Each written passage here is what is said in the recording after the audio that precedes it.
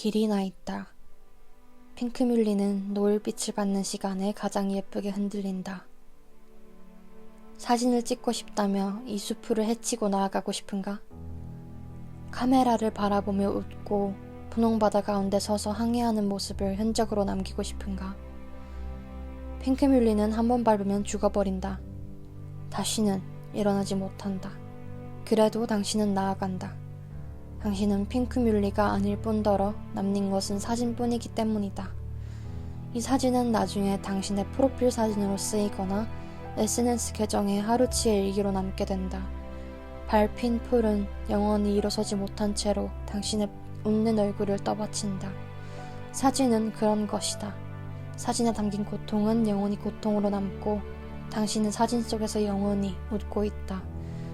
사진은 당신을 쏘고 당신의 발은 풀을 쏘고 그렇게 총처럼 화살처럼.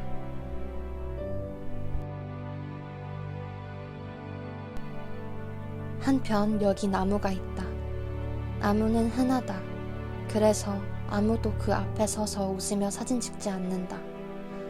핑크뮬리 밭을 마주보는 숲은 외로이 존재한다. 아니, 외롭다고 느끼는 것은 아마 나일지도 모르겠다. 숲은 그저 거기 있을 뿐이니 숲이 외롭다고 섣불리 선언하는 건 인간의 침범적인 외설일 테다. 자그마한 핑크뮬리 밭에 많은 인파가 몰린 것과 대비되는 모습이 어딘가 그런 사람들을 떠올리게 한다. 한 손에는 우울을, 한 손에는 귀여움을 들고 살아내는 사람들. 그건 나의 모습이기도 하다. 나는 이 기괴함에 궁금증을 품었다. 이 수수께끼를 풀기 위해 나를 샅샅이 해부해야 한다면 기꺼이 그리하겠다. 왜냐하면 네 우나미노스 단 한 명도 이룰 수 없기 때문이다.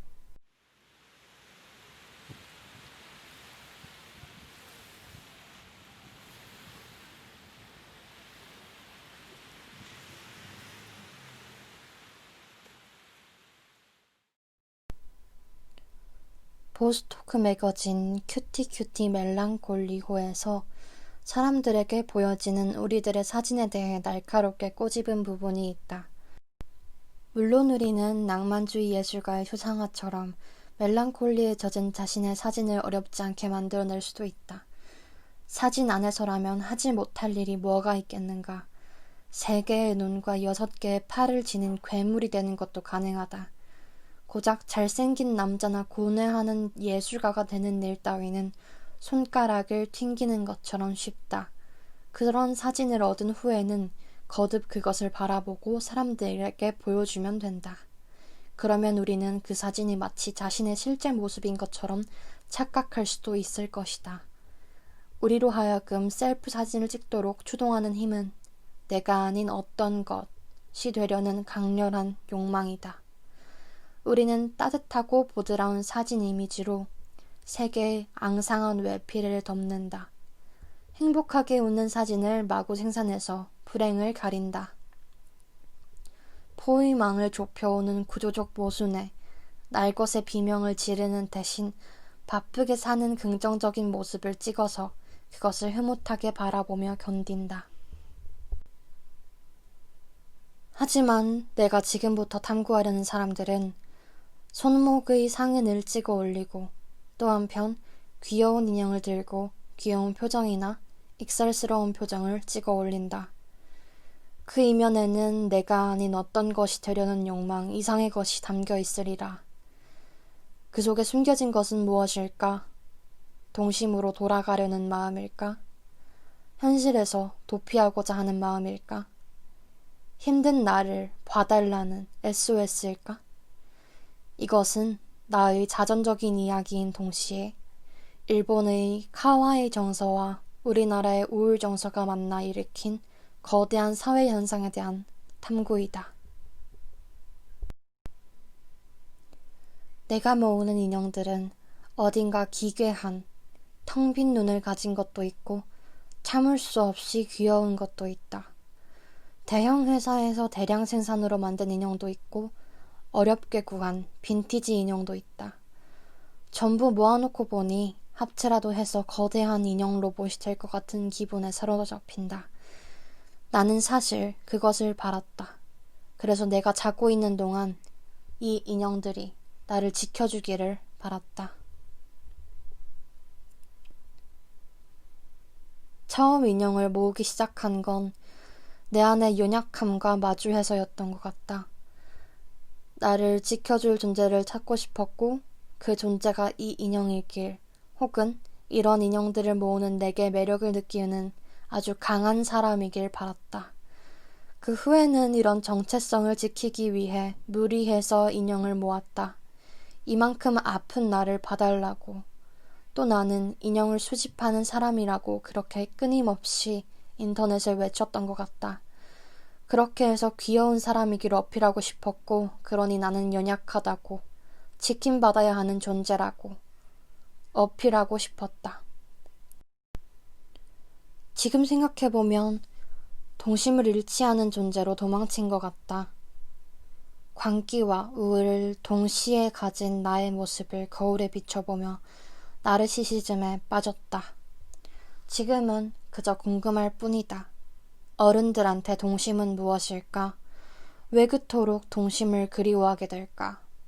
혹시 그것이 귀여움과 우울이 맞닿아 있는 교차점일까? 우리는 너무 많은 것들을 귀엽다고 말하면서 산다. 언뜻 보면 이상해 보이는 것도 개개인의 취향에 따라 귀엽다고 말하곤 한다. 귀엽다는 것은 무엇일까? 귀엽다는 말의 일본어 카와이는 카와유이에서 비롯된 말인데 카와유이는 가엾다, 불쌍하다, 사랑스럽다 등의 뜻이 있다. 앞의 책에서 인용하자면 귀여움이란 전형적으로 강자가 약자에게 갖는 감정이고 무엇을 귀엽다고 느끼는 것은 그 존재가 통제 가능하고 안전하다는 뜻이다. 귀여움의 시대의 권력은 억압하고 강제하기보다는 관리하고 케어하는 힘이며 이 힘에 포섭되어 살아가는 이들은 모두 적당한 선에서 타협할 줄 아는 귀여운 자들이다. 어떤 대상을 오로지 귀여운 존재로 받아들이는 것은 왕왕 거기에 존재하는 갈등 요소와 모순, 우리의 인식체계에 대항하거나 물음을 던지는 힘을 귀여움으로 감싸고 뭉개버리는 작용을 하기도 한다. 또 하나의 논문에서는 이렇게 말한다. 아기 도식에 따르면 귀여움은 기형성에서 나온다. 작은 몸집, 큰 머리, 둥근 얼굴, 큰 눈, 작은 코와 같이 아기에게서 발견할 수 있는 기형적 특징을 다른 대상에게서 발견하면 인간은 무의식적으로 보호 본능과 동시에 행복한 만족감을 경험하는 것이다. 대중문화의 귀요미들은 영락없이 세련미나 아름다움이 우아함을 기반으로 하는 것과 거리가 먼 그로테스크한 모습을 가지고 있다. 즉, 추함은 귀여움과 대립하는 개념이 아니다. 귀여움과 그로테스크는 서로 겹쳐있고 서로 견인하고 의존한다. 어떤 대상이 귀엽다고 말할 때에는 그 어딘가에 그로테스크함이 내재하고 있음을 의미한다. 귀여움은 만들어지는 것이다. 고대 사회에 신화가 있었다면 현대 사회에는 귀여움이 있다. 친밀감이 콘텐츠에서 필수 요소가 된 사회에서 귀여움은 끝없이 만들어진다.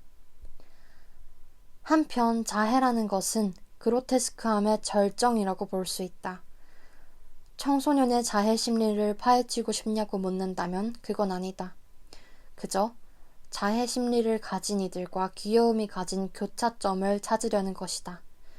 미리 말하지만 자해를 하는 사람을 발견했다면 그냥 안아주거나 따뜻한 차를 가져다 주는 것으로 족하니 무언가를 더 하려고 하지 말고 또 왜 했냐고도 물어보지 말아달라고 전하고 싶다.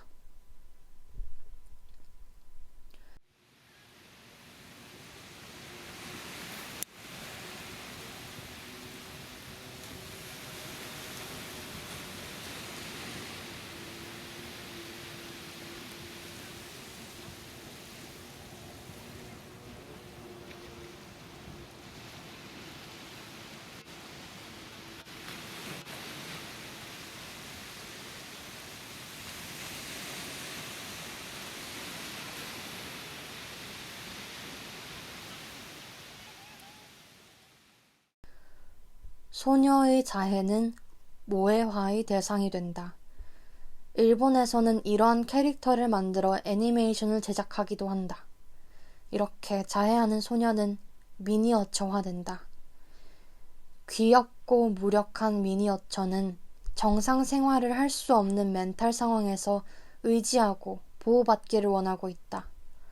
적당히 수동적이고 아이 같은 순수함을 유지하며 사적인 매력을 강화시키는 것이다.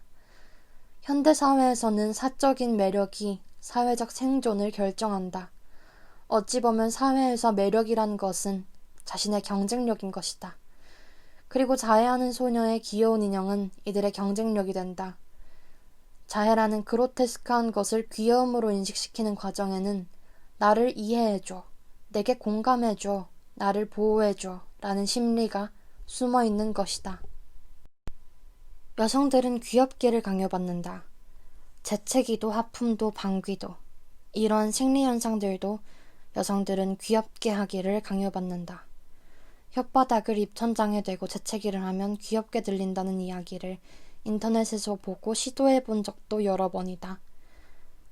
이러한 기저가 여성들에게 자신도 모르는 밑바탕이 되어 있으니 자해라는 그로테스크함 속에서도 귀엽고 싶다거나 귀엽게 해야 한다는 욕망이 있을지도 모르겠다. 자해를 하는 모든 소녀들이 귀여움을 자처한다는 것은 아니다. 대부분 그들은 같은 자해러들끼리의 소통이나 현실에서는 보여줄 수 없는 상흔을 보여주고 주변 사람들과는 이야기할 수 없는 것들에 대한 토로를 외친다. 이 영상에서는 그 중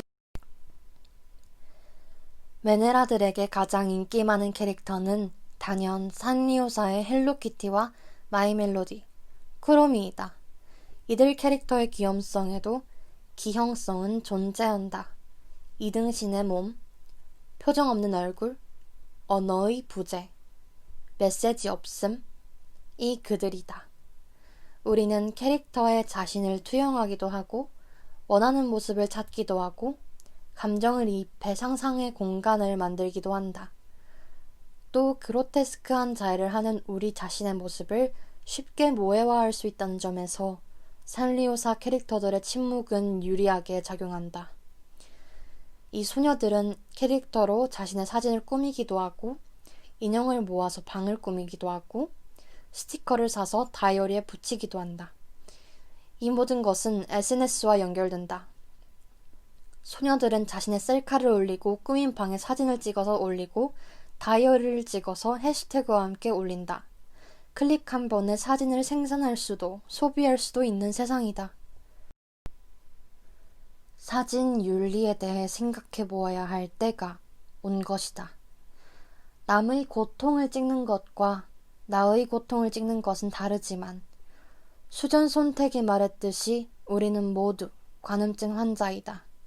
또 동시에 수전 손택이 떠난 지금 우리는 모두 노출증 환자로 살고 있다. 찍히고 싶은 욕구로 가득 차 이것이 미니어처화 되려는 욕구인 줄도 인지하지 못하고 있다.